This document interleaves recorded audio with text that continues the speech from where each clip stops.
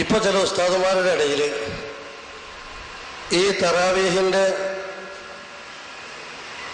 2 റക്അത്ത് സലാം വീട്ടിയാൽ ഫദ്ലൻ മിനല്ലാഹി വനിഅമയും, 4ാമത്തെ റക്അത്തിൽ സലാം വീട്ടിയാൽ 2 റക്അത്തിൽ സലാത്ത് ചെല്ലും.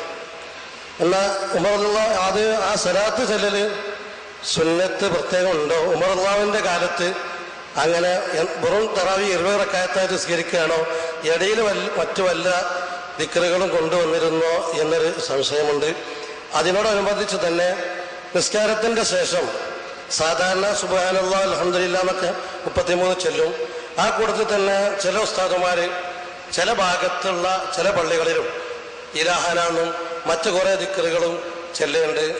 അതിന് പ്രത്യേകമായി സുന്നത്തായിട്ട് എന്തെങ്കിലുമായിട്ട് പ്രത്യേക തെളിവുകൾ ഉണ്ടോ എന്നുള്ളത് ഉസ്താദ് പറഞ്ഞ തിരക്കില്ലേ കഴിഞ്ഞ ഉമർ റളിയല്ലാഹു അൻഹുവിൻ്റെ കാലത്തെ 20 റക്അത്ത് നിസ്കാരത്തിൻ്റെ ഇടയിൽ എന്തൊക്കെ അവർ ചെല്ലിയിരുന്നു, എന്തൊക്കെ പറഞ്ഞിരുന്നു എന്ന് ഹദീസുകളിൽ നിന്നൊന്നും കിട്ടിയിട്ടില്ല.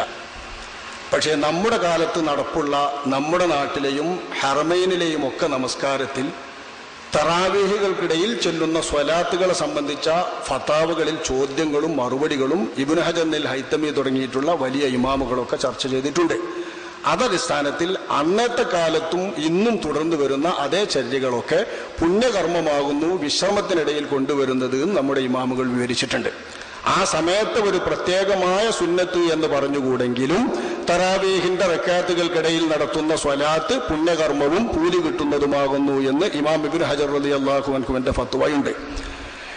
നിസ്കാരത്തിന്റെ ശേഷമുള്ള പ്രാർത്ഥനകൾക്കിടയിൽ പല വിറുതുകളും പലർക്കും ഹദീസുകളിൽ നിന്ന് കിട്ടിയത് കാണും. ചിലർക്ക് അവരുടെ ഗുരുമഹത്തുക്കളിൽ നിന്ന് കിട്ടിയ ഇജാസത്ത് പ്രകാരമുള്ള വാക്കുകൾ കാണും. അതൊക്കെ ചൊല്ലുന്നവർ ചൊല്ലുന്നെങ്കിൽ അതൊക്കെ അവർക്ക് പുണ്യമാകുന്നു, അതിനൊന്നും പുണ്യക്കേട് വരുന്നില്ല. അങ്ങനെ തന്നെ ഹദീസിൽ കാണണമെന്നില്ല. ഗുരുവര്യന്മാരിൽ നിന്ന് പരമ്പരാഗതമായി കിട്ടുന്നത് ഉദ്ധരിച്ച് ചെല്ലുന്നവരുണ്ടാവും. നിങ്ങൾ ചോദിച്ച ഇലാഹന എന്നൊക്കെ പറഞ്ഞാൽ ചിലപ്പോൾ അതിൽപ്പെട്ടതാകാം. പക്ഷെ അങ്ങനെ സുന്നത്താണെന്ന് നമ്മുടെ ഫിഖ്ഹിന്റെ കിതാബുകളിൽ കണ്ടിട്ടില്ല, ഞാൻ കണ്ടിട്ടില്ല. ഇലാഹനാന്ന് ചിലപ്പോൾ ചെല്ലുന്നത് ഏതെങ്കിലും ഇമാമിയങ്ങൾ അവരുടെ ഗുരുവര്യന്മാരിൽ നിന്ന് കിട്ടിയ പദങ്ങൾ അനുവർത്തിച്ചു വരുന്നതാകാം. അങ്ങനെയാണെങ്കിൽ അതിനെ നമ്മൾ ആക്ഷേപിക്കേണ്ടതില്ല. വ്യക്തമായി അത് സുന്നത്താണെന്ന് കിതാബിൽ എവിടെയും കണ്ടിട്ടില്ല. സംശയം കഴിഞ്ഞില്ലേ?